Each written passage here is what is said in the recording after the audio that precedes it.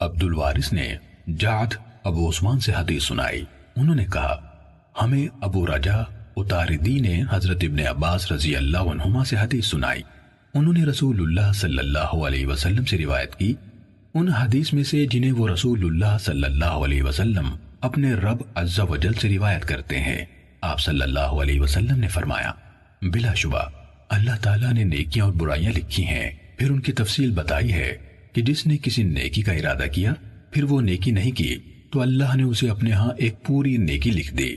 اور اگر نیکی کا ارادہ کیا پھر وہ نیکی کر ڈالی تو اللہ عز و جل نے اسے اپنے ہاں 10 سے 700 گنا یا اس سے زیادہ گنا تک لکھ لیا، اور اگر اس نے برائی کا ارادہ کیا پھر اس کا ارتکاب نہ کیا تو اللہ نے اسے اپنے ہاں ایک پوری نیکی لکھی، اور اگر اس نے برائی کا ارادہ کیا اور اس کو کر ڈالا تو اللہ نے ایک برائی لکھی۔ صحیح مسلم حدیث نمبر 338۔